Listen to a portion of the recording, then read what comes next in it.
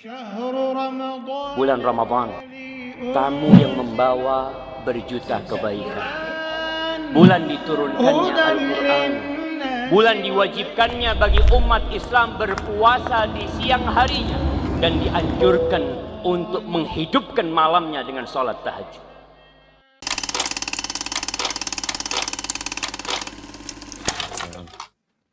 Assalamualaikum warahmatullahi wabarakatuh. Alhamdulillah, segala puji bagi Allah. Wassalatu wassalamu ala Rasulillah. Salawat dan salam semoga senantiasa tercurahkan untuk utusan Allah, untuk baginda Nabi kita Muhammad alaihi salatu wassalam, untuk keluarga beliau, untuk para sahabat beliau dan orang-orang yang mencintai beliau.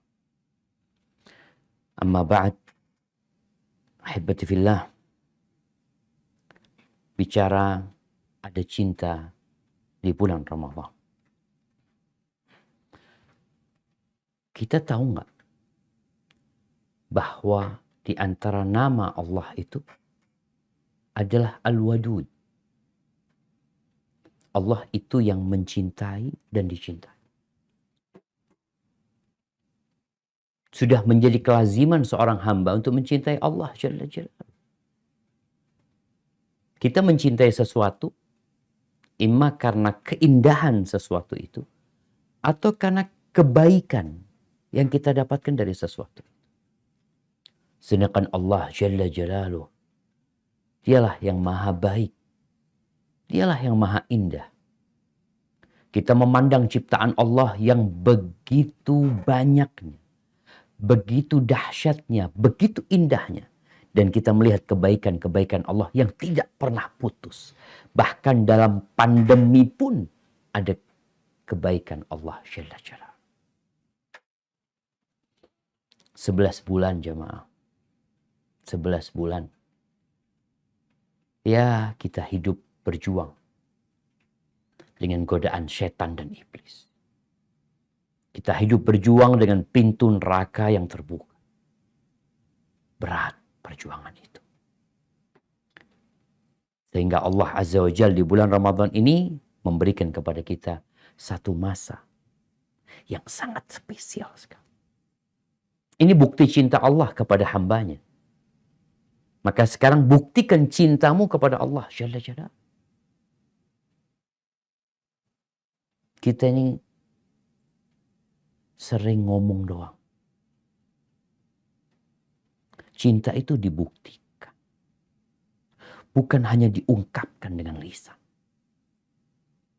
Lisan kita bisa berbohong dan berdusta.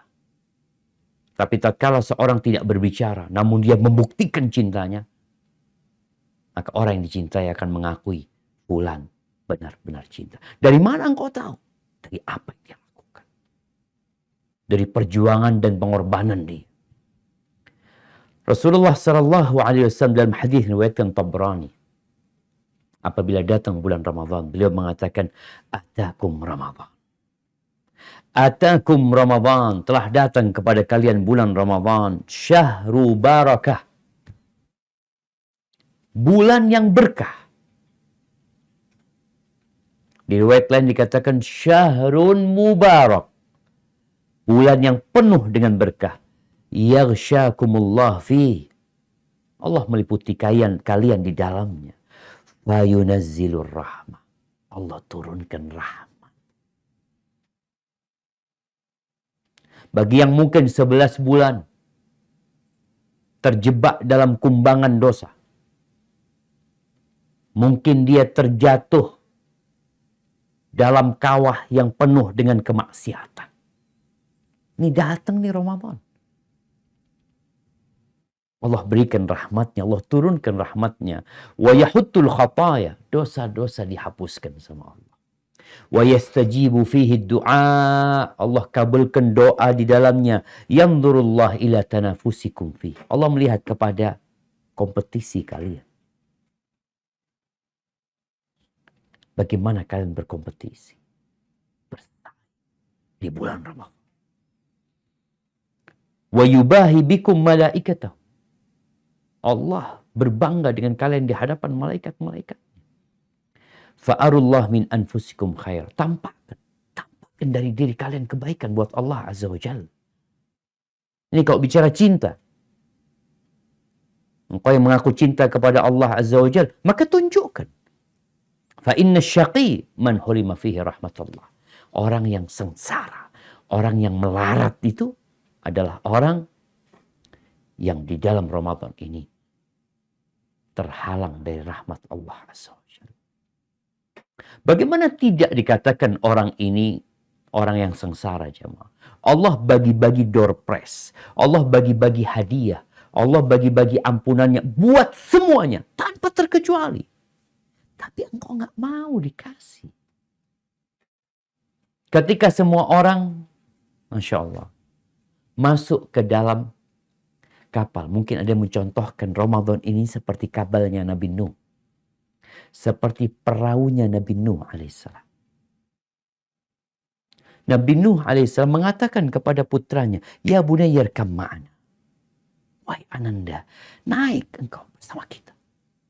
Selamat engkau. Jangan bergabung sama orang-orang kafir. Sebagian kita tidak mau naik kapal. Dia pun akan tenggelam. Seperti tenggelamnya kaumnya Nabi Nuh alaihissalam yang mereka tidak mau. Rasulullah sallallahu alaihi wasallam mengatakan dalam riwayat Bukhari dan Muslim, "Idza dakhala Ramadan," apabila masuk Ramadan, bentar lagi kita mau masuk nih. Apa yang terjadi? Yang seharusnya dunia ini benar-benar menanti datangnya bulan Ramadan. Bukan karena ada pesta yang diadakan, bukan.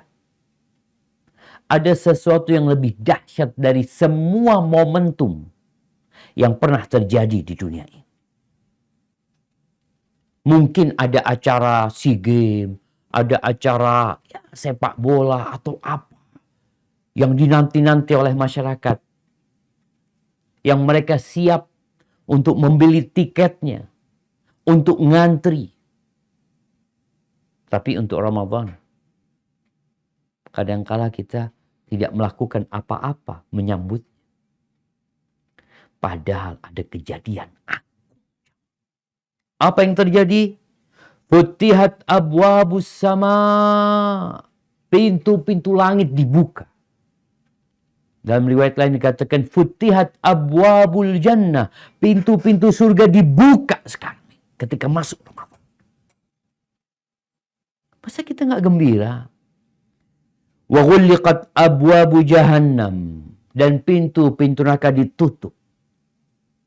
Ini seharusnya media-media yang ada itu sudah mulai berkampanye mengatakan bentar lagi akan terjadi peristiwa yang bersejarah. Peristiwa tahunan nih. Apa? Dibukanya pintu-pintu surga. Ditutupnya pintu-pintu neraka. Wasulsilatis syayatin. Dan setan-setan dibelenggu. Setan yang telah banyak menyesatkan manusia. Iblis yang pernah menggelincirkan bapak kita Nabi Adam alaihissalam, nanti malam pertama dia akan dibelenggu. Dia akan ditahan bersama tentara dia. Wa fihi lailah, dan di bulan Ramadan ada satu malam yang lebih baik dari 1000 bulan. Allahu Akbar. Ya Allah sayang sama kita. Sepanjang tahun kita disuruh berbuat kebaikan. Tapi kita dikasih momentum yang sangat indah, ya silakan kau manfaatkan. Satu malam yang lebih baik dari 1000 bulan. Allahu Akbar. Umrah di bulan Ramadan itu seperti haji bersama Nabi alaihi salatu wassalam. Di bulan Ramadan doa hamba dikabulkan sama Allah Azza wa Jalla. Terus apa yang kau akan kerjakan? Masa kita nggak berterima kasih kepada Allah Azza wa Jalla? Masa kita nggak bergembira, nggak bersyukur? Abdul Aziz bin Marwan rahimahullahu ta'ala, ayahnya Umar bin Abdul Aziz. Dia mengatakan, kanal muslimun yaquluna inda huduri syahri Ramadan. Dulu tuh orang-orang Islam di masa para tabi'in ya. ketika hadir bulan Ramadan, mereka berkata, Allahumma adallana syahru Ramadan. Ya Allah, telah datang nih bulan Ramadan. Telah datang. Fasallimhu lana. Selamatkan bulan Ramadan buat kami. Wasallimna lahu, dan selamatkan kami untuk Ramadan. Artinya kita bisa hadir di bulan Ramadan dalam kondisi sehat walafiat, dalam kondisi ya iman kita tidak luntur. Warzuqna siyamahu, dan berikan rezeki kepada kami di bulan Ramadan. Apa? THR, dagangannya laris, tokonya. Kita minta rezeki khusus di bulan Ramadan. Apa rezeki yang dipinta? Yang pertama, warzuqna siyamahu, rezeki puasa di dalamnya. Bisa berpuasa di bulan Ramadan itu rezeki dari Allah. Wa qiyamahu, bisa sholat tarawih, bisa sholat malam di bulan Ramadan, itu rezeki dari Allah. Warzuqna fihil jidda wal ijtihad, dan berikan rezeki kepada kami berupa al-jidd, kesungguhan. Wal ijtihad, ya, semangat untuk beramal. Wal quwwata wan nasyat, dan berikan rezeki energi. Berikan kepada kami, subhanallah, ya, kesungguhan dalam beribadah kepada Allah Azza wa Jalla. Wa a'idna minal fitan, dan hindarkan kami dari fitnah.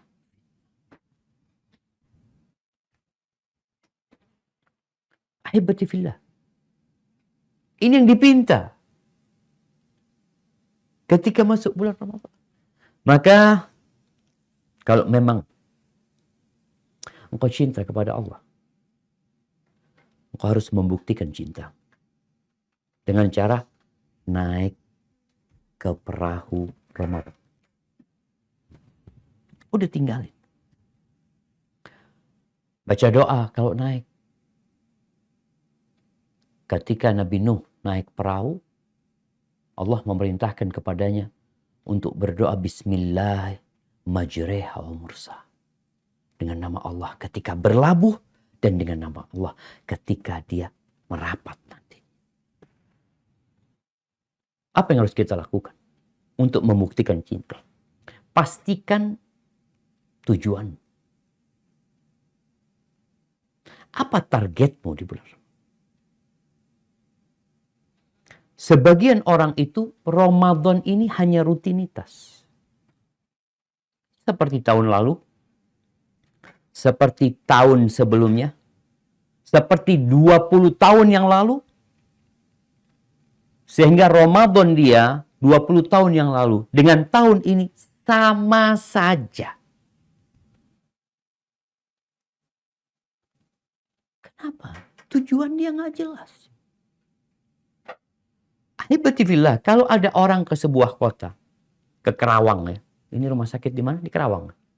Datang ke Kerawang, sampai Kerawang. Dia nggak tahu mau kemana. Kira-kira apa yang akan terjadi sama dia? Dia akan tersesat. Dia akan muter ke sini, nanti lurus sana, ketemu lampu merah. Pokoknya dia belok, nanti belok lagi. Nanti ketemu lagi jalan pertama dia sampai. Seperti itu rutinitas orang-orang di bulan Ramadan tatkala tidak punya tujuan. Dia akan tersesat. Di tengah-tengah bulan yang penuh dengan rahmat. Dia nggak tahu mau kemana. Ahibati fillah, ada target yang mungkin harian. Ada target pekanan. Tapi ada target yang paling puncak. Engkau ingin apa? Target seorang muslim itu di bulan Ramadan dibebaskan dari api neraka. Kenapa? Rasulullah sallallahu alaihi wasallam mengatakan, "Inna lillahi ta'ala utaqa fi kulli yawmin wa laylah.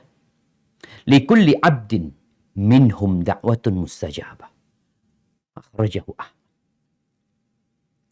Kata Nabi SAW, sesungguhnya Allah Jalla Jalaluh itu memiliki orang-orang yang divonis bebas dari api neraka. Setiap hari dan setiap malam. Setiap hari dan malam. Gimana itu menjadi target kita, tujuan kita? Tahukah kita semua bahwa ternyata kita ini punya tempat di neraka dan kita punya tempat di surga. Setiap makhluk, setiap manusia itu sudah punya tempat di neraka. Antum punya tempat di neraka. Ana juga sama. Dan di bulan Ramadan ada orang-orang yang divonis bebas dari tempat dia di neraka. Kita juga punya tempat di surga. Jadi orang-orang kafir itu pun ada tempat dia di surga Allah Azza wa Jalla. Kalau dia beriman, kalau dia bertakwa kepada Allah, dia ambil tuh tempat dia. Rasulullah SAW menjelaskan bahwa tatkala orang itu dimasukkan ke dalam kubur,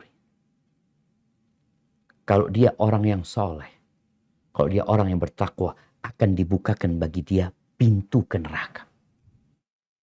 Ditampakkan kepada dia neraka. Lalu dikatakan kepada hada maq'aduka minan nar. Ini tempatmu di neraka. Kalau engkau tidak beriman kepada Allah. Kalau engkau tidak taat kepada Allah. Lalu ditutup, dibukakan pintu surga. Allah gantikan buat engkau tempatmu di surga Allah. Sebaliknya kalau dia orang kafir, kalau dia orang fajir, akan dibukakan pintu surga buat dia. Ditunjukkan, ini loh tempatmu di surga. Ini tempatmu di surga. Kalau engkau beriman. Tapi kalau engkau kufur, ini tempatmu di neraka. Na'udzubillah. Jadi kan target kita di bulan Ramadan, selesai Ramadan, dosa kita diampuni. Amalan kita diterima, kita dapat stempel bebas dari api neraka. Ahibati fillah. Ya tentunya tatkala Allah memanggil orang-orang beriman untuk Ramadan ini, apa kata Allah di surat Al-Baqarah ayat 183? Nah, silakan dibaca.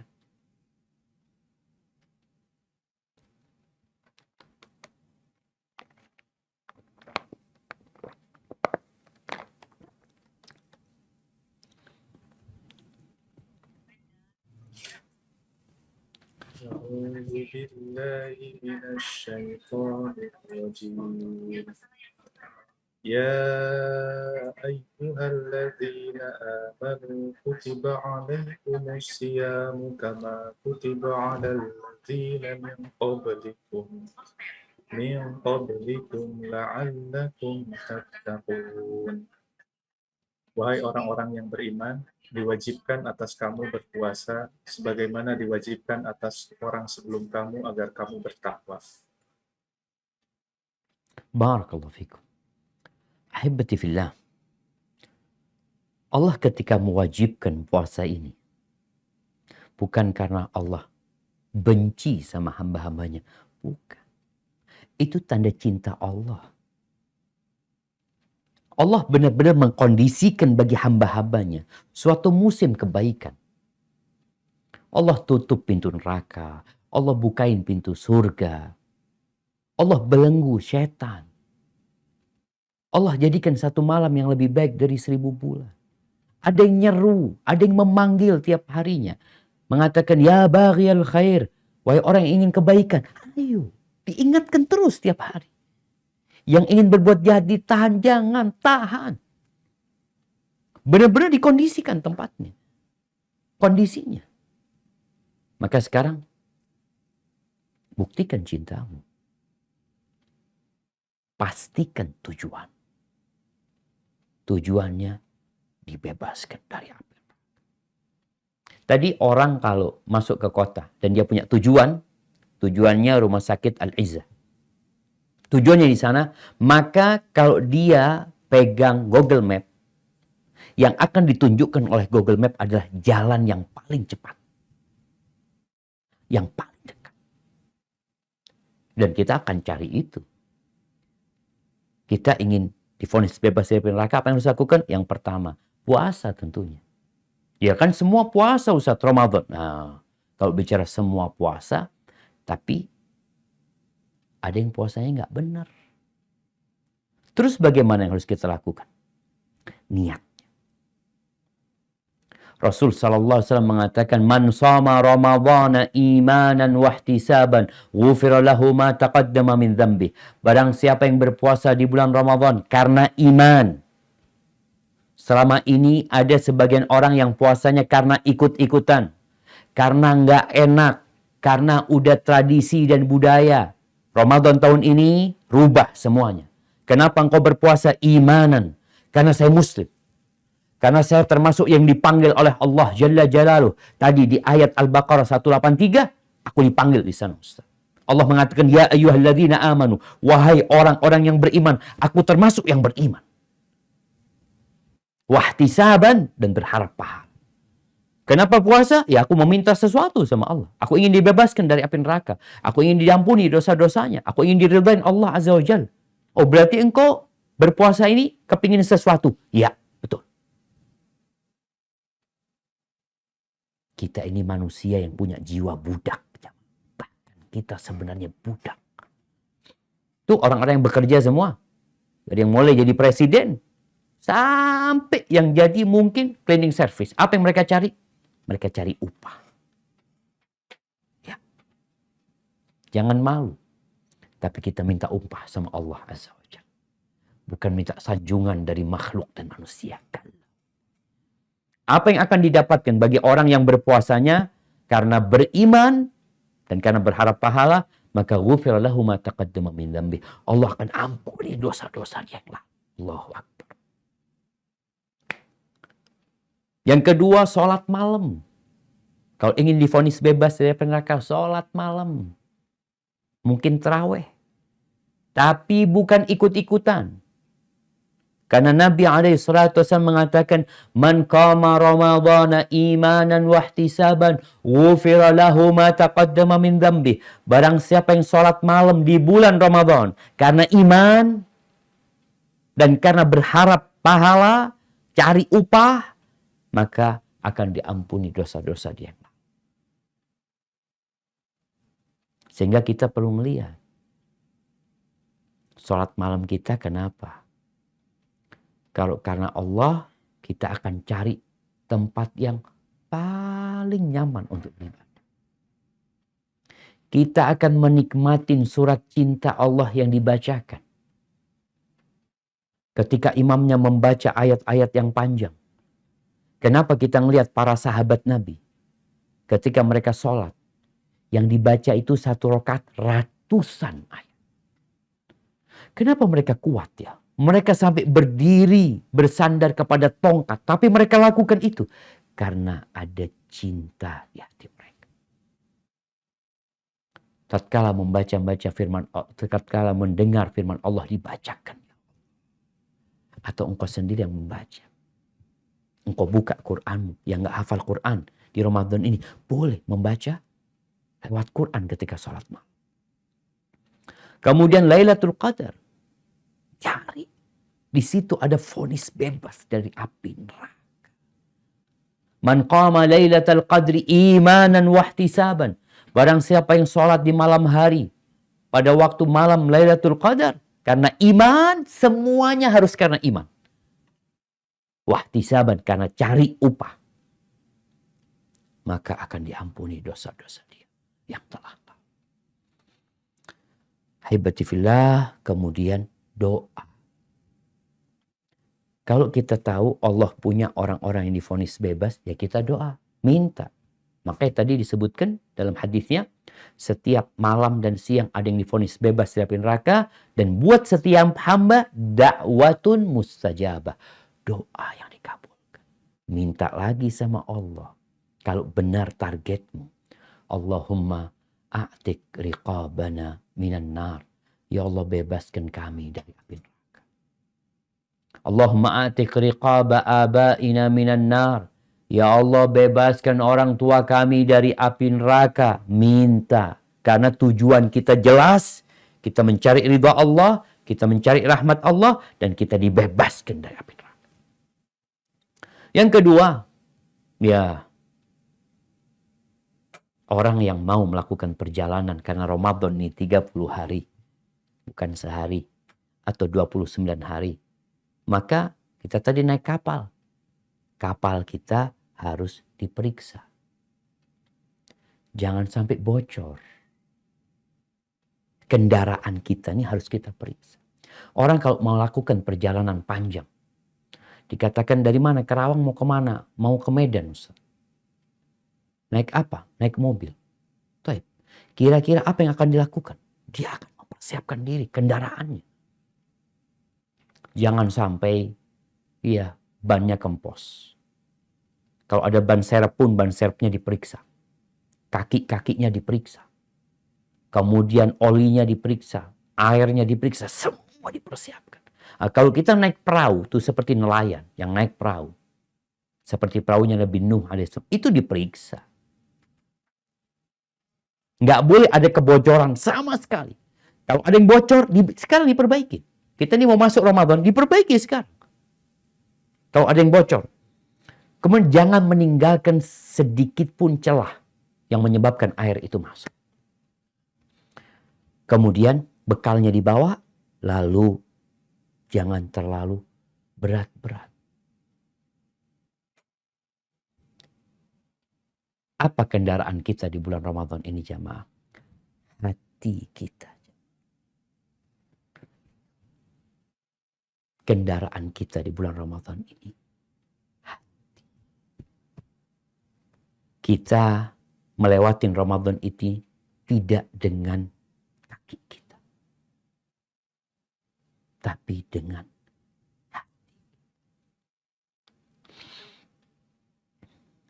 kalau hati kita ini tidak kita bersihkan, tidak dikontrol, tidak diperiksa dengan baik, yang ditakutkan nggak akan bertahan lama. Berapa banyak orang yang melakukan perjalanan 2 kilo dari rumahnya udah berhenti mobilnya. Kenapa? Mogok. Ada yang mogoknya setelah 100 kilo. Kalau itu perahu yang ditumpangi, ada yang sudah di tengah jalan, bocor, karam itu perahu. Kenapa kita melihat sebagian umat Islam itu hanya berpuasa 10 hari? Setelah 10 hari banyak warung yang terbuka.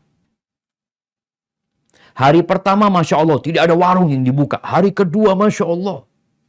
Tapi setelah beberapa hari, kita udah melihat warung yang ditutup pakai kain. Yang kalau kita ngelihat ke bawah, ada banyak kaki manusia di sana. Kenapa mereka kok nggak kuat ya? Baru 10 hari. Karena perahunya bocor. Karena hatinya bermasalah. Maka untuk menyambut Ramadan ini, ingatlah. Ada banyak dosa yang kita lakukan. Kita harus tahu dengan kekurangan-kekurangan kita. Kita tuh cepat males. Kita tuh suka menunda-nunda. Kita suka ragu. Kita, kalau bicara makan, kita suka makan. Maka di Ramadan dilatih untuk tidak makan kecuali sesuai dengan aturan. Ahibati fillah. Bagaimana membersihkan hati? Ya, dengan istighfar. Dengan bertobat kepada Allah Azza wa Jalla. Hati kita masih ada waktu. Dengan memohon ampun kepada Allah Azza wa Jalla. Jangan masuk Ramadan kita menyisakan dosa-dosa di dalam hati kita. Yang dosa itu seperti kebocoran yang ada di perahu. Yang kalau tidak segera diperbaiki, ya mungkin di awal masih bisa jalan. Tapi lama-kelamaan air masuk, akhirnya tenggelam. Rasulullah SAW mengatakan, ittaqillah haitsuma kunta. Bertakwalah kepada Allah dimanapun engkau berada. Dimanapun engkau. Wa atbi'is sayyi'atal hasanatan huwa. Kalau engkau berbuat dosa, jangan dibiarin. Segera bertobat, ikutin dengan amal soleh. Tadi yang bocor itu tambah langsung. Jangan nunggu airnya masuk banyak, baru nanti mau ditambal. Kebocoran itu. Tambah langsung. Itu akan menghapuskan dosa. Wa khaliqin nas bi khuluqin hasan. Dan bergaulah dengan manusia dengan akhlak yang mulia. Maka perbaiki hati kita.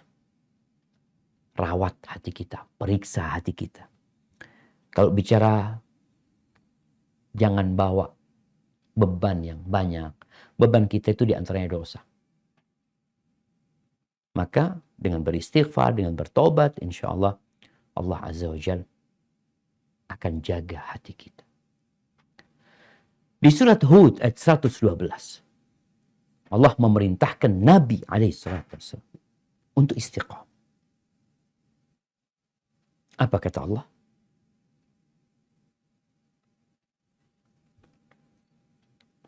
A'udzu billahi minasy syaithanir rajim. Fastaqim kama umirta wa man taba ma'aka wa la taghaw innahu bima ta'maluna basir. Maka tetaplah engkau Muhammad di jalan yang benar, sebagaimana telah diperintahkan kepadamu dan juga orang yang bertaubat bersamamu. Dan janganlah kamu melampaui batas, sungguh Dia Maha melihat apa yang kamu kerjakan. Barakallahu fikum. Kita lihat bagaimana Allah memerintahkan kepada Nabi untuk istiqamah. Sesuai dengan perintah. Maka hati kita ini bagaimana bisa istiqamah. Bagaimana kita diajarkan doa yang muqallibal qulub tsabbit qalbi ala dinik. Doa Rabbana la tuzigh qulubana ba'da idh hadaitan wa hab lana min ladunka rahmah innaka antal. Baik, udah benar hatinya, udah siap nih menghadapi Ramadan. Engkau gembira dengan hadirnya bulan Ramadan. Karena ada orang yang bersedih, enggak. Kau harus gembira. Kenapa? Ini bulan yang penuh dengan berkah, bulan cinta. Bagaimana kita tidak hadir dengan cinta dan kebahagiaan? Yang ketiga, karena perjalanan panjang, kendaraannya udah dapat, engkau perlu pemandu. Engkau perlu kawan. Siapa yang kau jadikan pemandu dalam Ramadanmu ini? Nafsumu? Syahwatmu? Atau engkau hendak mengikuti puasanya Rasulullah sallallahu alaihi wasallam? Sehingga ketika engkau berbuka, ikut aturan Nabi SAW. Ketika sahur, ikut aturan Nabi SAW. Kita perlu. Orang dalam perjalanan itu butuh pemandu. Makanya kadang-kala kalau mau berangkat ke daerah yang kita belum pernah berangkat itu, biasanya ada pemandunya. Sehingga kita nggak tersesat. Sehingga kita jadi benar juga perjalanannya. Waktunya sebentar, tapi semuanya didapatkan. Makanya kita perlu belajar. Kita perlu membaca bagaimana puasanya Rasulullah SAW. Ini contoh ringan. Yang namanya orang puasa itu meninggalkan makan, minum, dan syahwat sejak fajar terbit sampai matahari terbenam. Kita semua tahu itu. Kemudian tatkala matahari terbenam kita berbuka. Tapi pernahkah kita duduk memikirkan bagaimana sih berbuka yang diajarkan oleh Nabi kita Muhammad SAW? Mungkin nggak terpikirkan buat kita.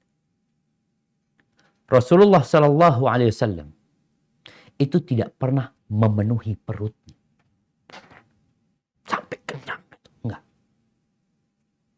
Sedangkan kebanyakan kita kalau berbuka itu balas dendam, habis-habisan sampai dia susah untuk bergerak. Apa dampaknya? Malas. Berat bagi dia untuk melanjutkan perjalanan selanjutnya. Rasulullah SAW mengatakan, Ma mala'a adamiyun wi'a'an syarran min batn. Tidak ada satu wadah yang lebih buruk yang dipenuhi sama manusia daripada perutnya. Kenapa kita disuruh berpuasa? Untuk membersihkan perut kita. Untuk mengosongkan perut kita. Agar kita lebih semangat lagi beribadah kepada Allah Azza wa Jalla dengan perut kosong tadi.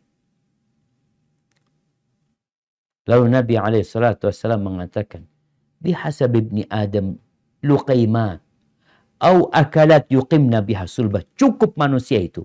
Kalau urusan makan, urusan perut ini. Kita dari pagi sampai malam bisa nggak makan. Ketika waktunya berbuka, maka cukup makan beberapa suap makanan yang membuat punggungmu tegak. Oleh karena itu Rasulullah SAW kalau berbuka apa beliau? Yang pertama, kalau ada rutop, kurma basah, beliau makan itu. Ini sebelum sholat ya, beliau makan itu. Kalau nggak ada itu, ada kurma kering, beliau makan kurma kering. Terus nggak ada kurma, apa yang dilakukan? Hasawat minal ma. Beliau meneguk beberapa air, sholat. Kayak gitu, iya. Cukup yang menegakkan punggung. Engkau sholat maghrib itu tenang gitu. Tidak kekenyangan dan tidak lapar. Bahkan minum air pun kadang-kala cukup. Orang meneguk air. Dia sudah merasakan energi di tubuhnya. Dia bisa sholat maghrib dengan khusyuk. Dan dia bersyukur kepada Allah karena bisa menahan lapar dan minum. Dan bisa mengontrol nafsunya ketika makan berbuka. Ini kebanggaan. Atau bukan kebanggaan, itu sebuah kebahagiaan tatkala bisa mengontrol. Berbuka kita mengontrol diri kita. Lalu kata Nabi SAW, fa'in kana la mahala. Tapi kadang-kadang orang itu kepingin makan, Ustaz. Kalau dikatakan tadi beberapa suap, ya memang tegak punggungnya. Tapi ya lagi enak, kan halal. Oke, halal. Kalau engkau harus makan, maka bagi 3 perutmu itu. Jangan dipenuhin makanan. Dibagi 3. Sepertiga, thuluthun li ta'ami. Thuluth, sepertiga isinya makanan. Yang sepertiga lagi, isinya minum. Yang sepertiga lagi, isinya adalah nafas. Dibiarin kosong. Maka tolong di bulan Ramadan ini, anak, ya bersedih kita ya. Kemarin anak tanya, anak punya kakak, dia katakan harga-harga mulai naik. Harga makanan mulai naik. Harga ayam naik, harga telur naik, gula naik. Kenapa? Apakah umat Islam di bulan Ramadan akan mengadakan pesta? Mereka akan mengadakan wisata kuliner sehingga ya harga makanan jadi naik. Atau yang terjadi di bulan Ramadan, umat Islam itu akan berpuasa, akan mengurangi makan, akan mengurangi minum. Mereka akan menambah ibadahnya kepada Allah Azza wa Jalla. Sehingga tatkala umat Islam berpuasa, konsekuensinya makanan itu turun harganya. Tapi karena kita puasa nggak ikut pemandu, kadangkala tadi nilai puasa kita kok kurang ya. Maka pelajarin. Nabi gimana puasanya? Nabi gimana sahurnya? Ahibati fillah. Rubba sa'imin. Ini kata Nabi SAW. Rubba sa'imin. Hadduhu min siyamihi al-ju' wal-atash. Banyak orang puasa yang balasan buat dia atau hasil yang dia dapatkan itu cuma lapar dan haus. Nggak dapat pahala. Ingin dibebaskan dari api neraka, nggak dapat engkau. Cuma dapat lapar dan haus. Wa rubba qa'imin hadduhu min qiyamihi sahar. Dan berapa banyak orang yang sholat malam, yang sholat tarawih nggak dapat apa-apa kecuali begadang aja dia. Ini yang sholat malam beneran ya. Nggak dapat apa-apa. Kenapa? Karena ternyata puasanya, sholatnya tidak sesuai dengan aturan. Maka kita mau puasa ikut siapa? Dan para ulama adalah pewaris para nabi. Engkau perlu ada pembimbing dari ulama-ulama. Gimana puasa yang benar? Apa yang harus aku lakukan? Minta arah. Tidak sedikit orang-orang yang puasa Ramadan tapi nggak sholat. Ada yang puasa Ramadan hanya perutnya yang puasa. Akalnya nggak puasa, hatinya nggak berpuasa, telinganya nggak berpuasa, lisannya nggak berpuasa. Masih ngomongin orang, masih ada suudzon di dirinya, masih mendengarkan yang terlarang. Engkau puasa meninggalkan yang mubah, melakukan yang haram.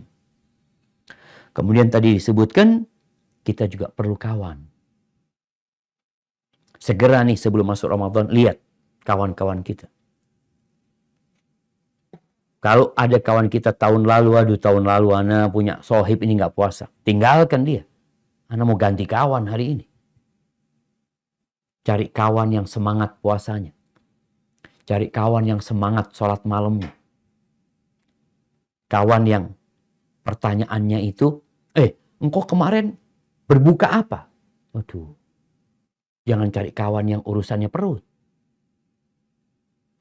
Cari kawan yang kalau bertanya, engkau kemarin sholat tarawih di mana? Aku sholat di masjid fulan. Masya Allah. Imamnya enak.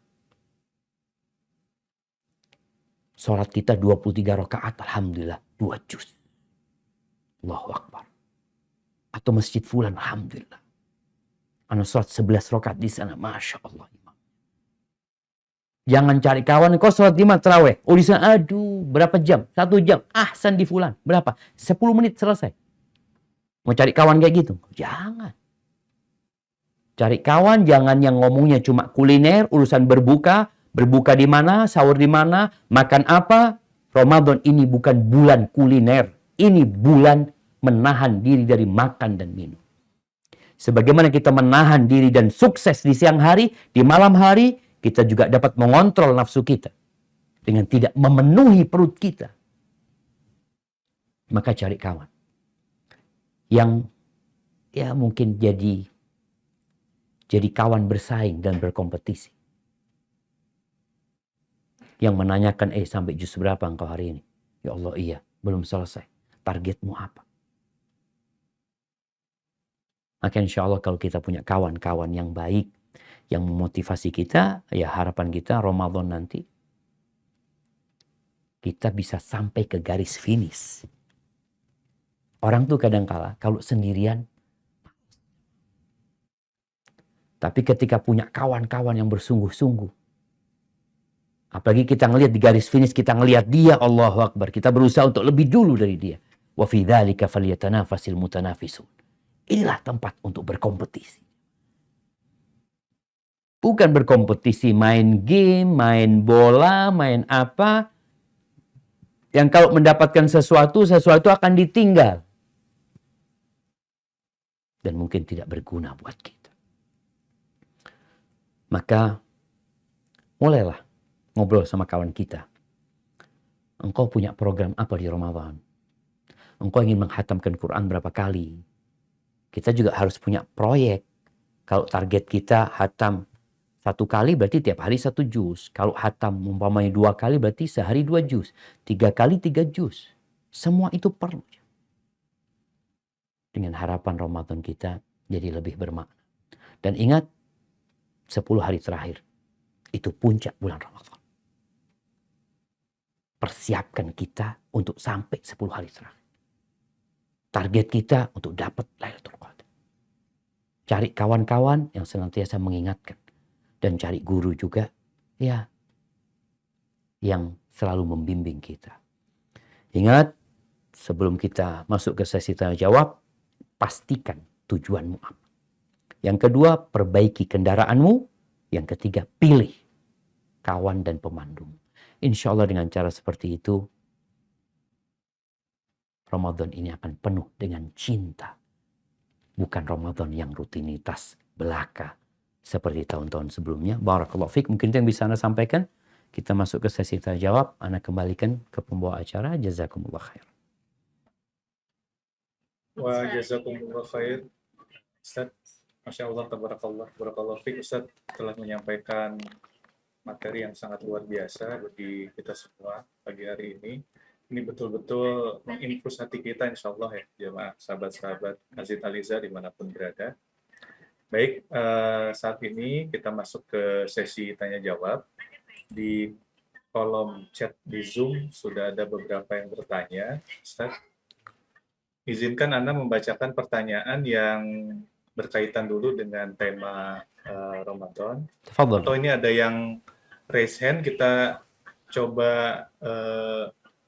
yang raise hand untuk bertanya langsung terlebih dahulu, ya Ustaz. Baik, kepada yang raise hand, silahkan untuk menghidupkan audionya untuk menyampaikan pertanyaan langsung kepada Ustaz. Tafadhol, dipersilakan. Ada Yuliza Bekasi terlebih dahulu untuk raise hand, silakan untuk bisa bertanya langsung. Ya, bismillah. Assalamualaikum warahmatullahi wabarakatuh. Barakallahu fiik Ustaz. Waalaikumsalam warahmatullahi wabarakatuh. Ahlan wa sahlan, barakallahu fiik. Naam, tafadhali. Iya, begini Ustaz. Ini sehubungan dengan aplikasi SRB ya Ustaz. Kita kan kadang ikutnya azan subuh. Suka dari aplikasinya itu jam 4.40. Sementara azan di sini 4.38 Ustaz. Nah, jadi pada waktu itu puasa saum kita masih minum, tapi di sini sudah azan gitu. Apakah itu sah puasanya atau tidak? Nah, terus yang kedua di luar tema nih Ustadz. Nah. Apakah sholat kita itu sah atau tidak ketika kita sholat pakai celana panjang saja Ustadz, kulot, kemudian pakai kaos dan pakai jilbab gitu. Setelah kaos kaki. Ada teman yang sholat seperti itu Ustadz. Nah, menurut dia di Mekah waktu dia haji dia temukan orang sholat dengan pakaian seperti itu, jadi tidak harus pakai mukena. Bagaimana dengan sholat kita tersebut? Mohon pencerahannya Ustaz. Syukron, jazakallah khair. Barakallahu fiik. Nah, ahibati fillah. Ini pertanyaan yang menarik ya, berkaitan dengan waktu sahur dan waktu berbuka. Kita tahu berakhirnya waktu sahur adalah dengan terbitnya fajar. Dimulainya waktu berbuka adalah dengan tenggelamnya matahari. Bagaimana kalau kita bicara aplikasi? Mungkin tadi disebutkan ada aplikasi SRB, mungkin ada aplikasi yang lainnya yang berkaitan dengan azan. Maka perlu dilihat, apakah aplikasi itu akurat atau tidak penentuan waktu azan. Karena terkadang ada perbedaan memang dalam penentuan hal itu. Di sini berkaitan dengan waktu subuh juga ya. Beberapa waktu yang lalu pihak PP Muhammadiyah telah memberikan sosialisasi kalau nggak salah bahwasanya waktu subuh di Indonesia ini terlalu cepat. Kalau nggak salah terlalu cepat 8 menit dalam hitungan mereka. Sehingga kalau apa yang disebutkan ini benar, harapan kita dari pihak Kemenak untuk mengadakan kajian. Ini berkaitan dengan maslahat umat. Sehingga mereka tidak bingung ya. Kalau dikatakan belum masuk waktu subuh, tapi yang lain mengatakan sudah masuk waktu subuh. Soalnya kalau dikatakan sudah masuk waktu subuh, selesai. Engkau udah nggak boleh sahur lagi. Yang kedua, engkau sudah bisa sholat subuh. Ini berkaitan dengan hal itu. Maka tolong dipastikan dahulu kalau bicara aplikasinya, kemudian di kampung sana mungkin lebih akurat yang mana, sehingga kita lebih berhati-hati ketika sholat dan ketika sahur. Untuk yang sahur, lebih baik berhenti sebelum masuk waktu tadi. Kalau ada perbedaan, ada yang mengatakan 4 menit, 5 menit, atau 8 menit perbedaan, lebih baik kau berhenti sahur sebelum waktu itu. Karena ini menjaga diri dari khilaf yang ada. Tapi untuk sholatnya, usahakan setelah waktu yang diperselisihkan. Karena kalau sudah dikatakan ada yang mengatakan 8 menit setelah adzan yang sekarang baru masuk waktu subuh. Ketika kita sholat setelah 10 menit setelah itu aman kita. Masih masuk waktu subuh. Tapi kalau sebelum itu kemungkinan belum masuk waktu subuh. Maka ini menjadi perhatian kita bersama untuk yang mungkin mengandalkan aplikasi karena memang bukan dengan adzan sebenarnya jamaah. Waktu sholat itu bukan dengan adzan. Kadang kala ada yang adzannya terlambat. Adzan itu memberitahu sudah masuk waktu sholat. Tapi ada orang yang terlambat adzannya. Mamanya adzannya seharusnya jam 4. Dia adzan jam 4:05. Waktu berbuka juga bukan dengan adzan. Memang adzan salah satu tanda. Tapi waktu berbuka itu adalah dengan terbenamnya matahari. Karena di masjid daerah kita ini ada yang kita nunggu azan, dia nggak azan-azan. Kenapa? Karena tukang azannya berbuka dulu, makan dulu apa, baru dia azan. Sedangkan orang di rumah nunggu azan. Jadi nunggu masuk waktu.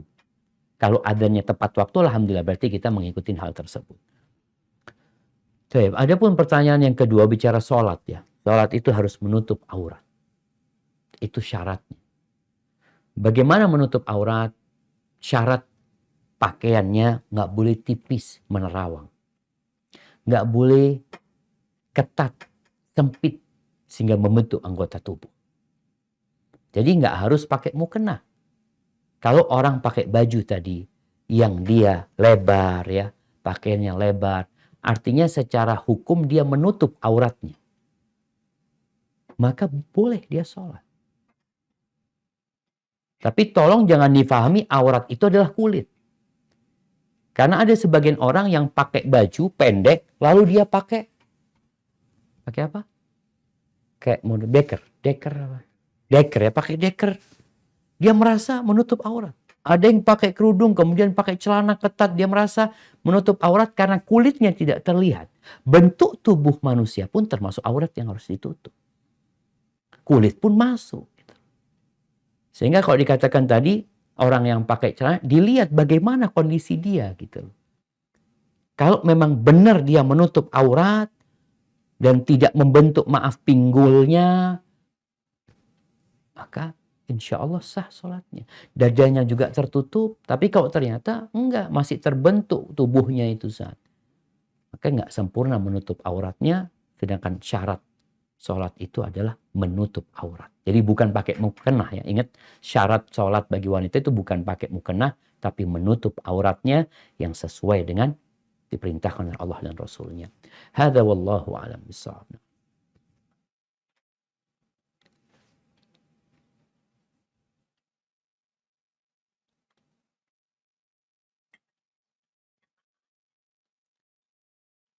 Nah, Baik, syukran Ustadz atas jawabannya. Ini karena cukup banyak juga pertanyaan di kolom chat Zoom, jadi Anda coba seling dengan pertanyaan dari kolom chat Zoom. Anda pilihkan dulu pertanyaan yang berkaitan dengan Ramadan. Ini ada 2 pertanyaan yang berkaitan dengan bagaimana... Dokter, kayaknya videonya dokter belum terlihat nih. Baik. Masya Allah. Ya. Nah, biar kelihatan benar-benar ada orangnya di sana, Dok. Nah, silakan, Dok. Baik, Anda pilihkan dulu pertanyaan yang berkaitan dengan bulan Ramadan. Ini luar biasa, ini partisipasi dari jamaah sekalian. Jadi pertanyaan yang pertama, Ustadz, ini ada pertanyaan tentang bagaimana tata cara, ada seorang ibu, kemudian tahun lalu melahirkan dan menyusui. Nah, saat menyusui sudah masuk bulan Ramadan, jadi tidak puasa dan kemudian hanya membayar fidyah saja. Nah, pertanyaannya apakah wajib untuk mengqadha di tahun ini? Apakah sudah cukup dengan fidyah pada waktu itu? Karena 1 bulan tidak puasa, khawatir berpengaruh terhadap ASI-nya. Kemudian sama masih berkaitan dengan bagaimana membayar qadha puasa itu. Apa pertanyaannya adalah apabila lupa Ustaz, berapa jumlah saum yang ditinggalkan, bagaimana cara membayar hutang puasanya?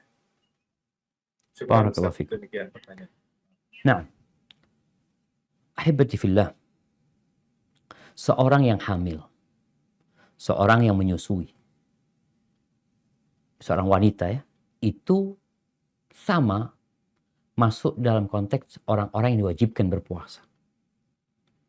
Allah Azza wa Jalla mengatakan, ya ayyuhalladzina amanu kutiba alaikumusiyam, diwajibkan atas kalian berpuasa. Akan tetapi apabila seorang yang hamil atau menyusui takut terhadap kesehatan dirinya, takut membahayakan bayi atau janinnya, maka diperbolehkan dia untuk berbuka. Diperbolehkan untuk berbuka. Sekali lagi, ini untuk orang yang khawatir. Karena ada orang-orang yang hamil tapi dia kuat berpuasa. Ada orang-orang yang menyusui tapi dia juga kuat berpuasa. Tergantung kondisi masing-masing. Ada mungkin yang di hamil pertama dia nggak kuat. Tapi ada orang yang sudah hamilnya udah besar, dia kuat puasa. Nyusui seperti itu juga. Ada kondisi anak yang sudah dibantu dengan makanan dan minuman lain. Atau ibunya yang air susunya berlimpah. Sehingga anaknya itu sekali nyusu udah cukup. Mungkin ya habis asar mungkin dia rewel ini itu. Tapi habis maghrib kembali dia dapat air susu yang banyak untuk anaknya. Jadi untuk yang mampu maka wajib berpuasa. Untuk yang tidak mampu maka kondisi dia boleh berbuka. Tapi apa yang harus dia lakukan? Untuk yang berbuka karena hamil atau karena menyusui, maka kewajibannya seperti orang yang sakit dan musafir. Menggantikan di hari-hari yang lain. Wajib mengqadha. Memang ada perbedaan pendapat di antara para ulama. Yang pertama, ada yang mewajibkan mengqadha plus awalan jumhur ulama berpendapat wajib mengqadha. Imam yang 4 itu mewajibkan semuanya untuk mengqadhanya, menggantinya. Tapi apakah mengganti saja atau ganti plus fidyah? Ada yang mengatakan selain mengganti bayar fidyah. Siapa yang bayar fidyah? Itu orang yang takut anaknya, bukan takut sama dirinya, tapi yang ditakutkan adalah anaknya. Maka dia selain berpuasa dia bayar fidyah. Ada lagi yang berpendapat yang dinisbatkan kepada Abdullah bin Abbas, dia hanya wajib fidyah aja.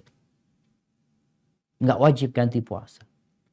Namun pendapat jumhur ulama ana ngelihat lebih berhati-hati, lebih kuat bahwasanya engkau wajib mengqadha. Bagi yang mampu ya. Nggak mampu saat karena datang Ramadan ini ana belum sempat bayar. Ya udah dibayar tahun depan. Tetap terhitung utang bagi engkau. Kalau engkau mau kasih fidyah tafadhol, tapi tidak menjadi kewajiban. Yang wajib adalah mengqadha puasanya. Terus tahun depan belum mampu ya, tahun depannya lagi. Gimana kalau lupa Ustaz? Ketika lupa, maka kita perlu berhati-hati. Kita perlu mengingat-ingat. Kira-kira berapa utangnya? Ya anak kayaknya berapa tahun nggak puasa punya utang itu ya, yang dihitung. Kemudian kalau kira-kira dihitung 30 hari, ya sudah dibayar 30 hari. Kalau kira-kira antara 25 dengan 35 hari, ya udah yang 35 hari. Dan ahibati fillah, bagi orang yang tidak berpuasa yang punya utang ini, ada sebuah keringanan bagi dia untuk membayar puasanya di hari-hari yang pendek. Di hari-hari yang musim dingin. Dia puasa waktu musim panas nggak kuat Ustaz. Ana waktu musim panas nggak kuat. Siangnya panjang kali. Ana bahkan jatuh sakit tadi orang yang hamil mamanya. Ya udah. Engkau kalau ngelihat ana insya Allah kuat kalau puasanya di musim dingin. Ya engkau puasa ketika itu. Menggantikan Ramadan. Hada wallahu a'lam bissawab. Nah. Syukran Ustaz atas jawabannya. Ada pertanyaan mungkin yang belum terjawab Ustaz. Bila mana kita lupa Ustaz jumlah hutang puasanya, bagaimana membayar hutang puasanya Ustaz? Barakallahu fikum. Nah, tadi disebutkan, diperkirakan. Dia perlu memperkirakan berapa hutang puasanya. Sehingga kalau mamanya bisa memperkirakan, ya dia perkirakan. Kalau enggak banyak sekali Ustaz ya. Ana punya utang bertahun-tahun, ana enggak pernah bayar. Ya udah, ketika engkau niat puasa sunnah, Senin Kemis umpamanya. Engkau niat puasa Senin Kemis, tapi niatnya mengqadha. Setahun kita dapat tuh kalau puasa Senin Kemis aja setahun kira-kira dapat 88 hari, 11 bulan. Setiap bulan 8 hari kita puasa. Insya Allah itu sudah bayar, kita di 88 hari yang sudah kita bayar. Kalau masih kurang, kayaknya masih kurang. Antum puasa lagi tahun depannya. Senin Kemis, tapi diniatkan puasa qadha. Seperti itu kira-kira kalau memang kita lupa dengan jumlahnya, tapi kita dapat memperkirakan antara 80 sampai 100 umpamanya, maka diambil yang paling banyak, bukan diambil yang paling sedikit ya. Hadza wallahu a'lam bissawab.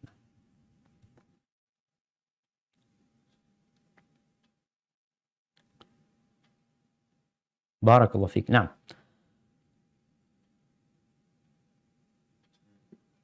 Kenapa? Masya Allah. Ini MC-nya keluar. Hadapkan ke sini aja.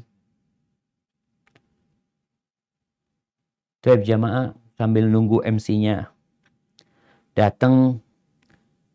Ana ingin menyampaikan sesuatu di tengah-tengah Ramadan ya. Kadangkala kita terkena futur, malas, atau kita terjebak dalam dosa. Maka segera bertobat kepada Allah. Segera kembali kepada Allah. Jangan dibiarin. Dan jangan menunda-nunda tobat. Karena yang ditakutkan kita akan ketinggalan. Perahu ini pergi sedangkan kita tenggelam dalam lautan dosa. Taib, udah nyambung? Belum? Taib, ada satu tantangan di bulan Ramadan. Yaitu hawa nafsu kita. Setannya dibelenggu, iblisnya dibelenggu, tapi nafsu kita tetap. Allah Azza wa Jalla mengatakan, wa amma man khafa maqama rabbih wa nahan nafsa 'anil hawa. Adapun orang yang takut kepada maqam Rabbnya, dia akan disidang dan dia mengontrol emosinya, mengontrol hawa nafsunya. Dia larang itu keinginan untuk berbuat yang tidak sesuai dengan ketentuan Allah. Fa innal jannata hiyal ma'wa. Maka surga tempat dia. Maka jangan sampai kita sibuk mengikuti nafsu kita, keinginan-keinginan kita. Ramadan ini mengajarkan kepada kita antara gaya hidup dan kebutuhan hidup. Ternyata kita nggak makan dari pagi sampai sore itu bisa, Ustaz. Ya, bisa. Terbukti hal itu. Dan kebanyakan kita makan itu bukan kebutuhan hidup, tapi karena gaya hidup kita. Kita beli karena gaya hidup kita. Kita berbuat karena gaya hidup kita. Barakallahu fikum. Baik, tafadhal. Dokter Arif belum masuk.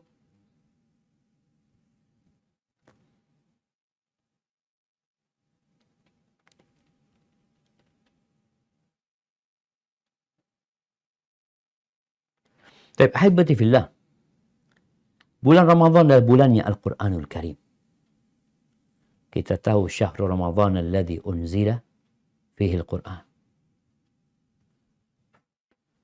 Bulan diturunkannya Al-Quranul Karim.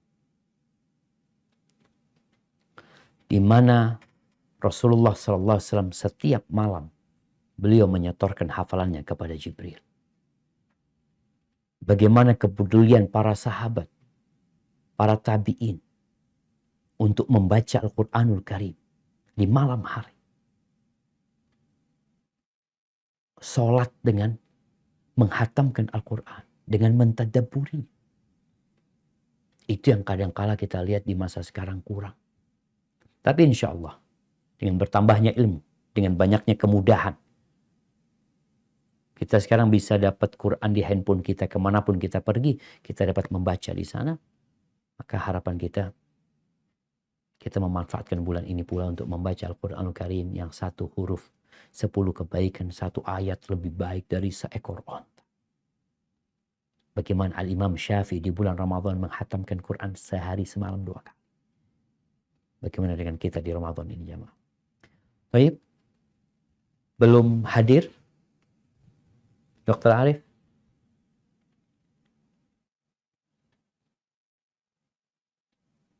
Nah, ada pertanyaan mungkin yang bisa, ada pertanyaan di kolom chat sudah?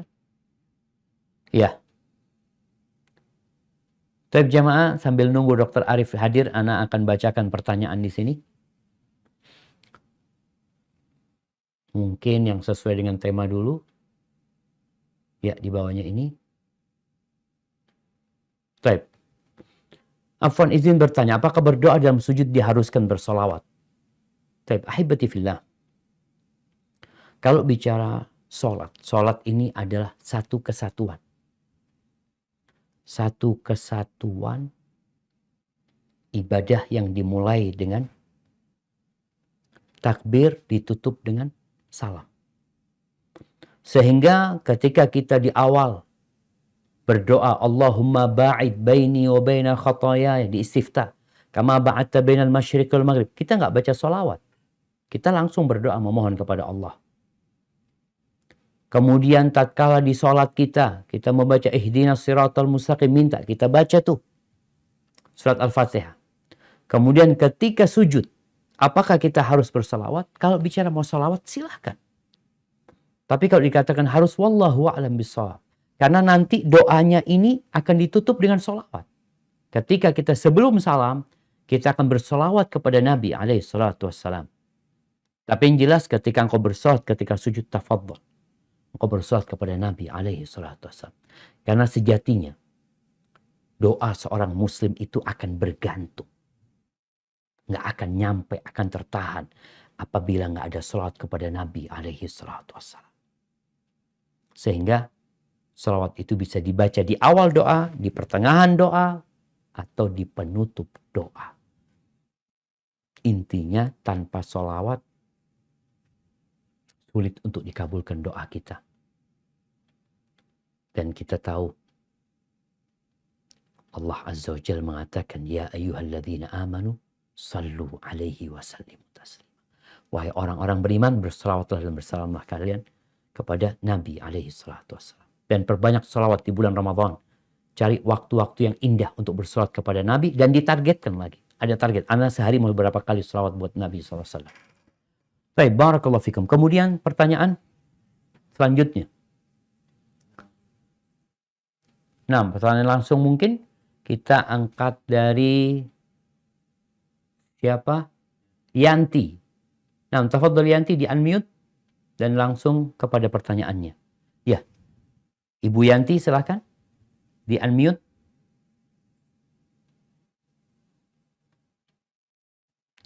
Kalau mungkin Ibu Yanti nggak respon, bisa ke Rola Oktorina Nasir.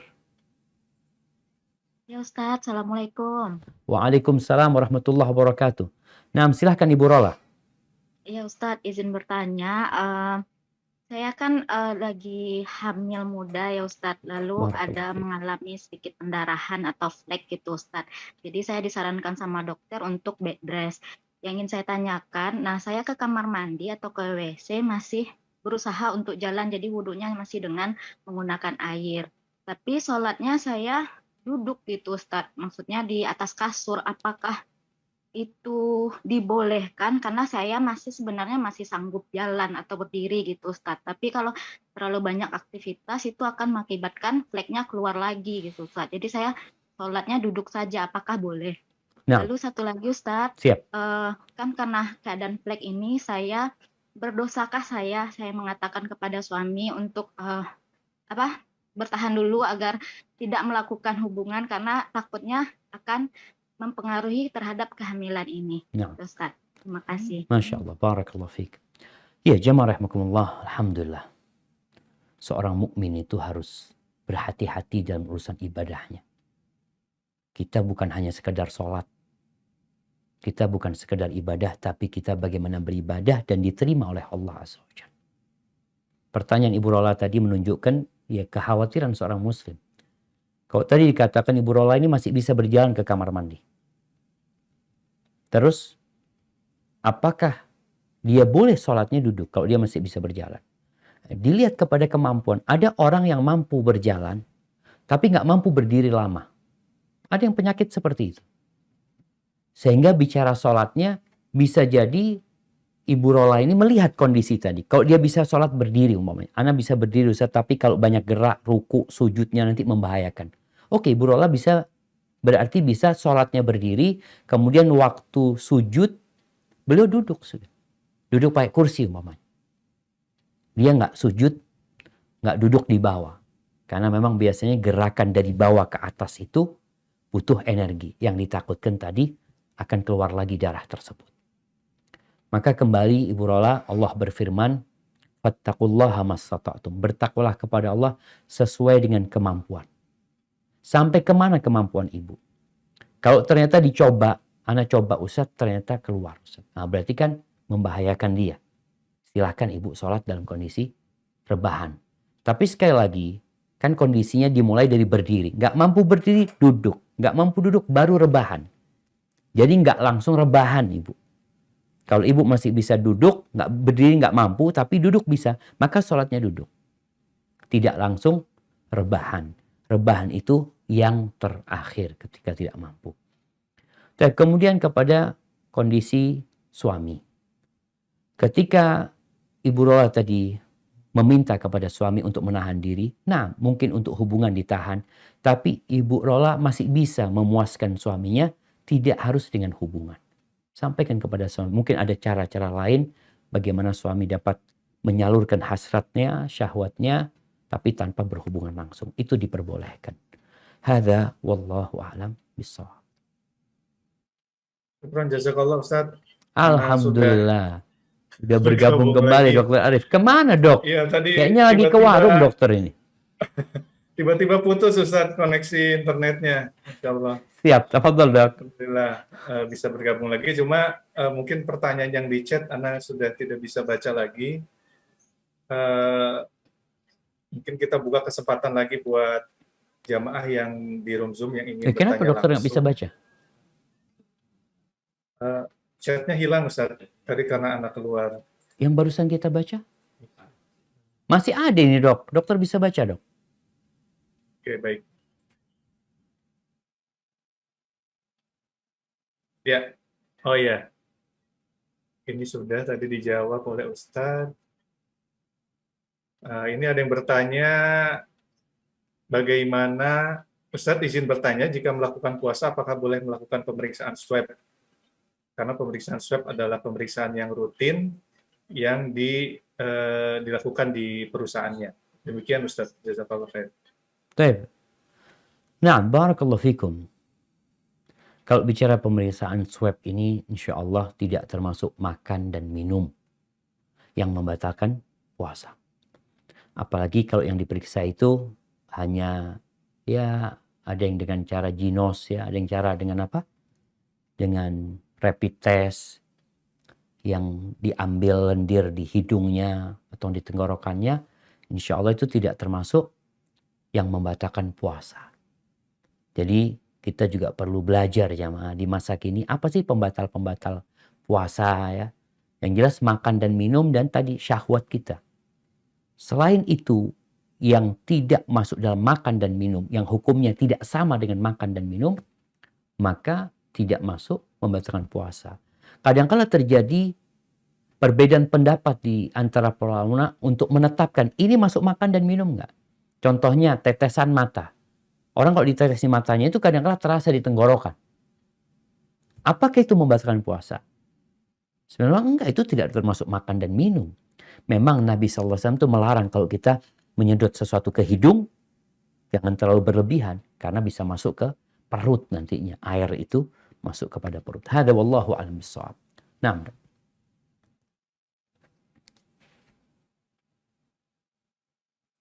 Baik Ustaz, kita beri kesempatan lagi bagi yang ingin bertanya langsung di room Zoom. Kepada yang sudah duluan tadi mungkin Ibu Ayu Sabah ya, Ibu Ayu Sabah. Silakan untuk diaktifkan audionya.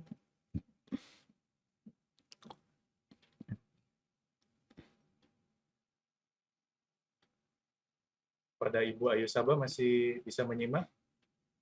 Atau kita bergeser dulu ke Ibu Latifah barangkali?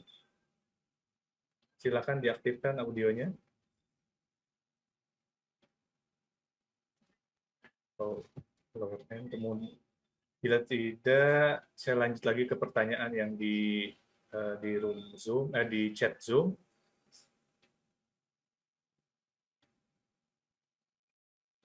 turunkan lagi. Naik. Baik Ustadz, ada pertanyaan yang Kayaknya udah nih, Zubair. Naik lagi, Zubair. Assalamualaikum warahmatullahi wabarakatuh. Ustadz, lebih baik yang mana menghatamkan Al-Quran dengan membaca sekaligus mentadaburinya, menghatamkan Al-Quran atau membaca sekaligus mentadaburinya. Kemudian bagaimana membaca Al-Quran tapi tajwid atau makhrajnya masih kurang lancar ketika ingin menghatamkan Al-Quran.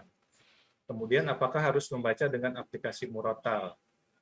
Apakah lebih afdal menggunakan aplikasi Murattal atau seperti apa Ustaz? Jazakumullah khair. Masya Allah, barakallahu fiik. Ya hibati fillah. Seorang mukmin itu hidupnya tidak boleh jauh dari Quran. Sehingga pertanyaan-pertanyaan tadi itu muncul.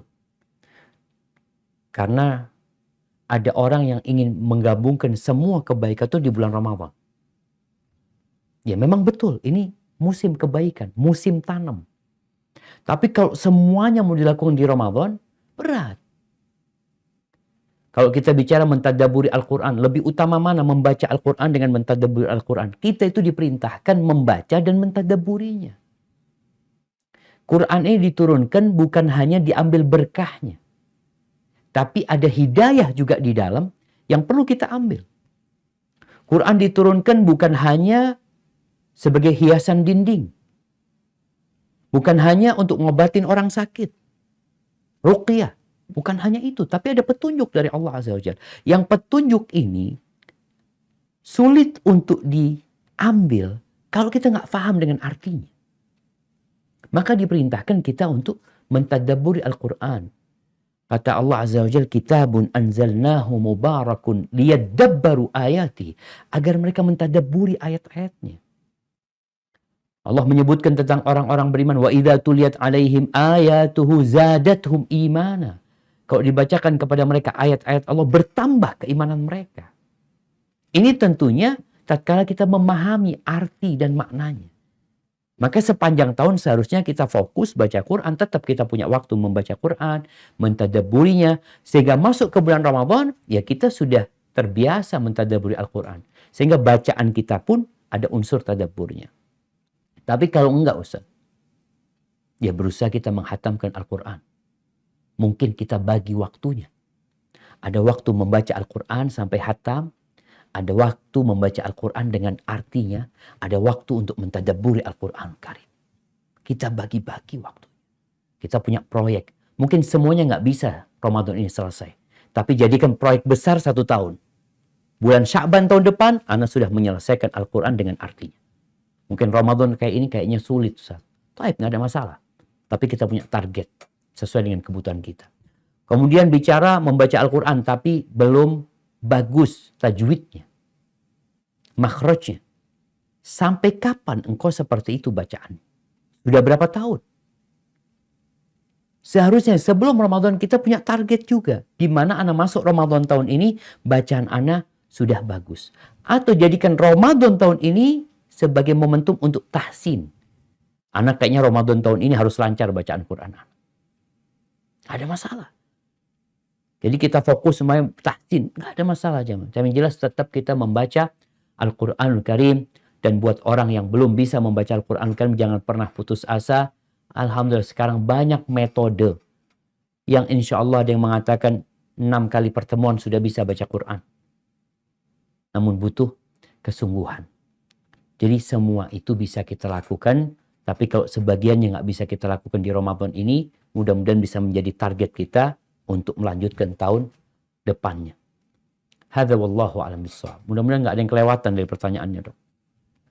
Terima kasih Ustaz atas jawabannya. Mudah-mudahan jamaah juga yang memiliki pertanyaan yang serupa dan sudah dijawab oleh Ustaz, jadi terjawab pertanyaannya.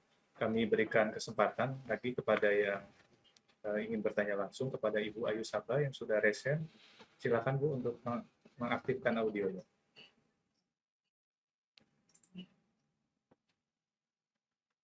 Bismillah, Assalamualaikum warahmatullahi wabarakatuh. Ustaz, saya ingin bertanya, Nah, silahkan. bagaimana kalau orang yang tidak pernah menukar puasanya dari dia balik hingga meninggal, Ustadz? Tidak pernah bayar puasa. Iya, sampai dengan sudah tua, sampai sudah meninggal. Tapi dia puasa Ramadan. Iya, puasa Ramadan. Dari dia balik sampai dia meninggal, tidak sempat tukar. Maksudnya tidak tukar ini? Tidak mengganti utang puasanya. Ini perempuan ini punya utang puasa karena datang bulan. Iya. Iya. Nah, barakallahu fiik. Ya, ahibati fillah. Kita tahu Allah menjelaskan di Al-Baqarah 185, "Faman kana maridhan aw ala safarin fa'iddatun min ayyamin ukhra." Barang siapa, faman kana minkum maridhan, barang siapa yang dalam kondisi sakit atau musafir, dia punya utang, kemudian dia nggak berpuasa karena sakit atau musafir, dia ganti di hari-hari yang lain. Berarti kewajibannya adalah mengqadha. Namun ada orang yang nggak mampu puasa. Udah sakit, udah tua, renta, udah uzur, maka dia bayar fidyah. Bagaimana dengan yang ditanyakan tadi? Ada orang yang hanya puasa Ramadan, nggak pernah bayar utang. Betul. Ini para perempuan tolong diperhatikan. Kenapa engkau berpuasa? Terkadang kita ini menjadikan puasa ini hanya budaya. Hanya rutinitas. Hanya ikut-ikutan belaka. Ramadannya selesai, kita nggak kebayang kita punya utang. Orang yang beriman akan berpikir, aku punya utang. Puasa itu kan 30 hari atau 29 hari. Aku kemarin hanya puasa 22 hari. Aku punya utang 8 hari. Orang yang beriman akan mengingat utang. Maka Aisyah radhiyallahu ta'ala anha ketika masuk bulan Sya'ban, dia berusaha untuk menyelesaikan utang di bulan Sya'ban tersebut. Terus gimana Ustaz? Udah meninggal orang itu. Ya udah, keluarganya mendoakan. Apa bisa diganti dengan fidyah? Nggak bisa diganti dengan fidyah. Maka keluarganya harus, ya kalau mau fidyah, mau sodako atas nama yang meninggal dunia agar diampuni sama Allah, nggak apa-apa. Keluarganya paling nggak juga banyak memohonkan ampun buat yang meninggal dunia karena dia telah meninggalkan rukun Islam. Ya. Utangnya itu tetap utang yang dia akan dihisab pada hari kiamat. Dan tidak bisa dibayarkan dengan fidyah. Ustaz, bisakah dibayarkan sama keluarganya yang puasa? Bolehkah keluarganya membayarkan utang puasa orang tuanya yang meninggal dunia? Boleh. Dalam kondisi umpamanya, nih, bapaknya sakit. Bulan Ramadan tahun kemarin ayah anak sakit, Ustaz. Dia umpamanya nggak puasa tanggal 1 sampai tanggal 10. Harapan kita dia sembuh, ternyata Ustaz, dia meninggal dunia. Punya utang berapa? 10 hari dia nggak puasa. Maka di sini keluarganya boleh membayarkan utang. Karena utangnya itu ditinggalkan bukan karena kesengajaan. Tapi karena sakit. Dan kemudian meninggal dunia. Hadza wallahu a'lam bishawab. Syukran Ustaz. Ustaz Afwan izin Ana bertanya untuk sesi tanya jawab ini kira-kira masih bisa berapa pertanyaan lagi Ustaz? Mungkin bisa 2-3 pertanyaan lagi, Dok. 2/3 pertanyaan ya. Ini luar biasa soalnya ini partisipasi jamaah pada kesempatan hari ini. Untuk pertanyaan berikutnya karena bacakan dari chat Zoom, Ustaz. Ya. Ini apakah boleh melakukan tindakan pencabutan gigi Ustaz ketika berpuasa karena ada zat anestesi yang biasanya disuntikan ke pembuluh darah, Ustaz. Siap, barakallahu fikum. Iya, ini mungkin seperti tadi yang disebutkan ya, berkaitan dengan suntikan yang masuk ke tubuh kita. Atau tadi malam mungkin. Apa yang disuntikan ke tubuh kita itu macam-macam. Ada yang membuat dia semakin kuat. Jadi dia nggak perlu makan lagi. Dengan disuntik udah seharian nggak makan nggak apa-apa. Maka hal itu membatalkan puasa.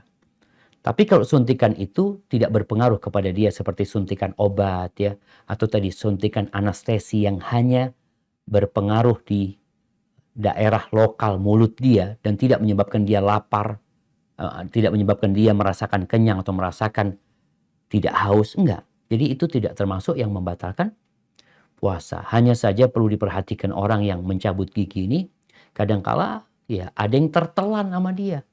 Umpamanya kadang kan suruh kumur-kumur apa ini itu, hendaklah berhati-hati jangan sampai dia minum ketika kumur-kumur.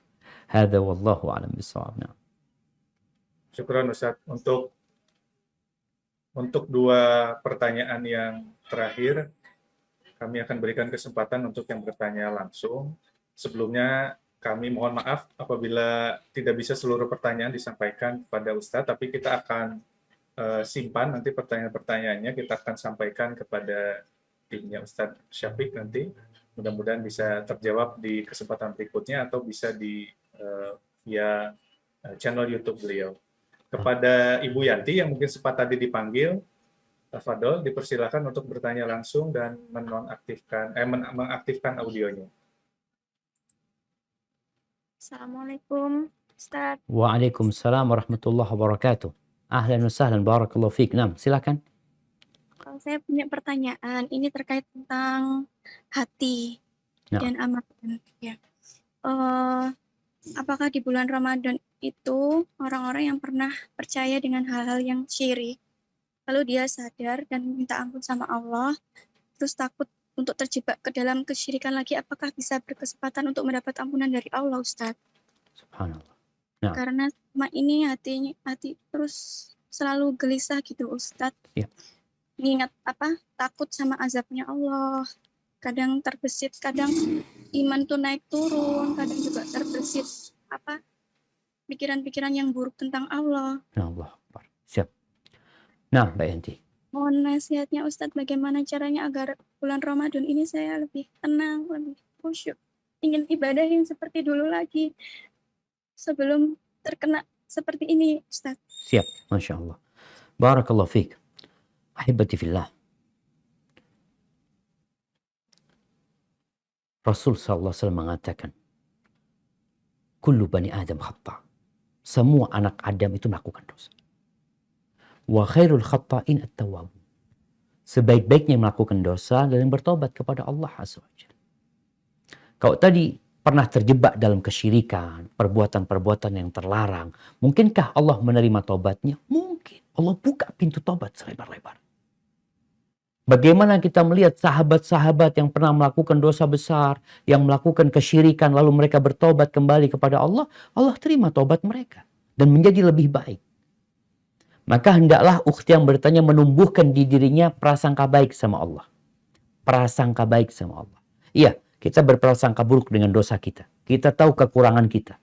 Tapi kita tahu Allah Maha Pengasih, Maha Penyayang.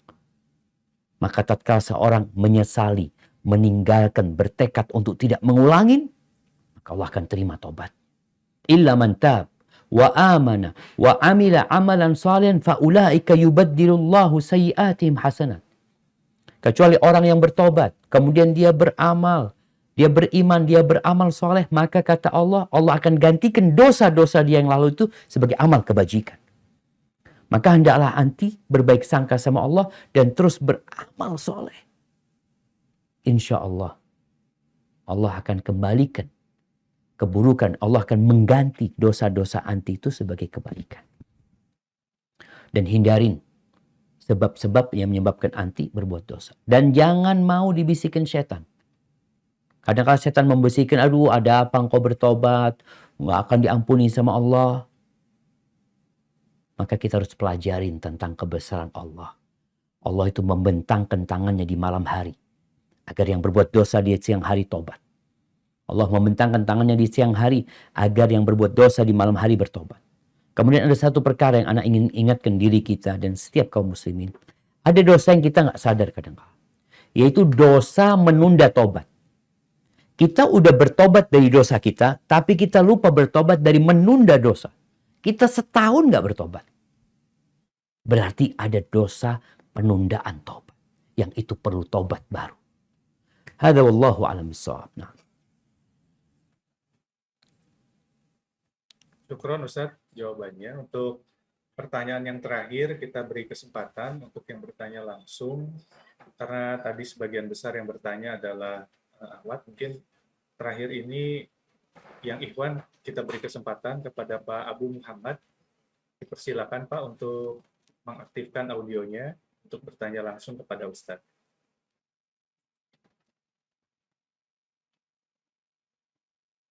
Assalamualaikum warahmatullahi wabarakatuh. Waalaikumsalam warahmatullahi wabarakatuh. Barakallahu fiik. Naam, tafadhal. Barakallahu fiikum, Ustaz.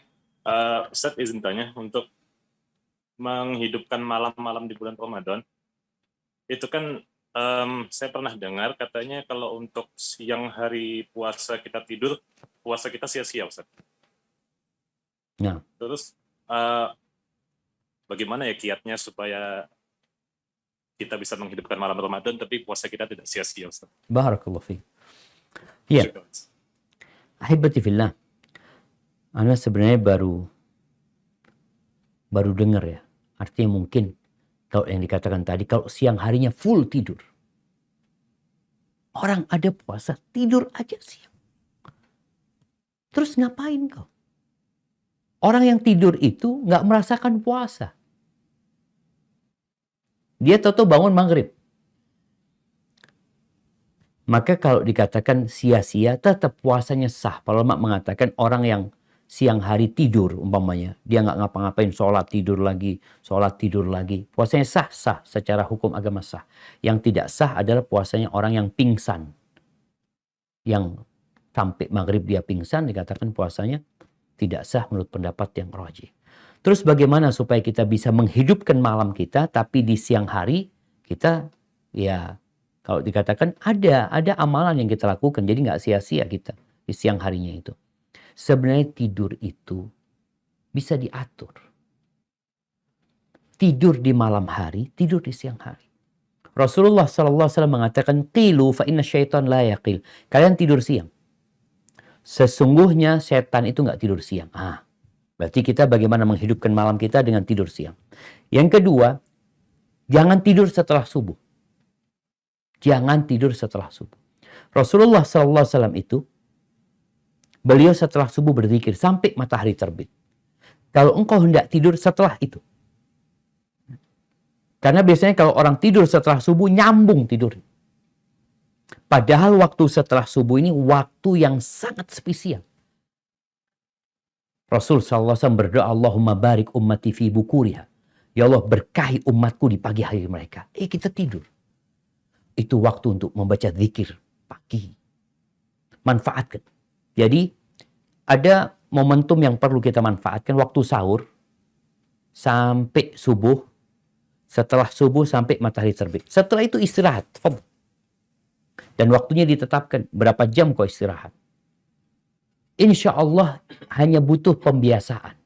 Di awal mungkin berat. Ustaz, malam hari juga tidur. Tolong malam hari jangan begadang full.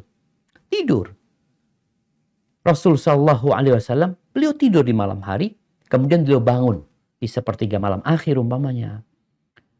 Kemudian juga di 10 hari terakhir pun. Memang disebutkan Nabi menghidupkan malamnya. Sebenarnya mengatakan tidak full juga. Tetap ada istirahatnya.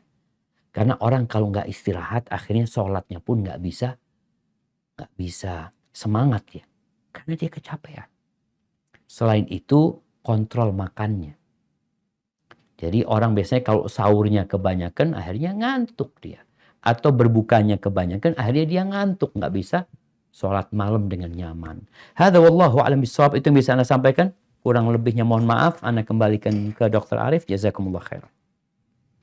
Syukran jazakallah khair Ustadz Syafiq Riza Basalamah hafizahullah atas ilmu yang luar biasa yang telah Ustadz berikan di kesempatan pagi hari ini. Ini betul-betul membekali kita semua, sahabat-sahabat Alizah dimanapun berada, untuk mengarungi perjalanan kita di bulan yang penuh cinta, yaitu bulan Ramadan, untuk bagaimana kita nanti bisa membuktikan cinta kita dengan mempersiapkan tujuan kita apa di bulan Ramadan, kemudian kendaraan yang tadi Ustadz sampaikan, yaitu hati kita siapkan, dan juga pemandu kita jangan sampai kita lupakan agar kita betul-betul dapat mengarungi perjalanan di bulan Ramadan untuk mencapai tujuan puncak kita, yaitu bebas dari api neraka. Bismillah, qadarullah, insyaallah.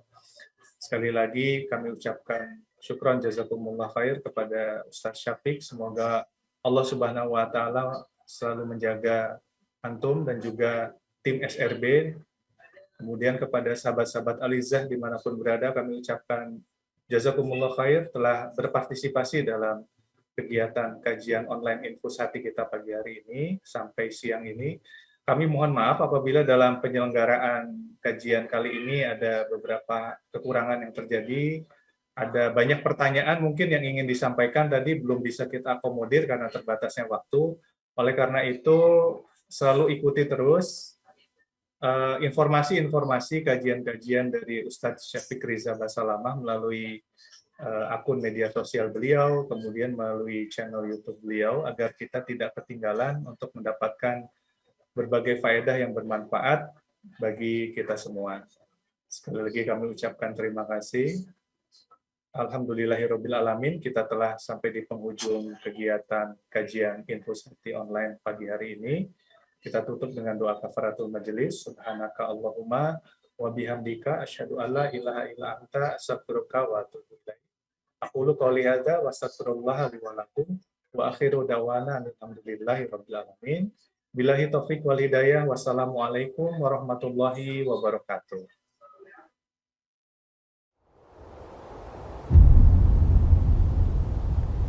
Klik tombol berikut untuk mendapatkan update ilmu yang insya Allah bermanfaat.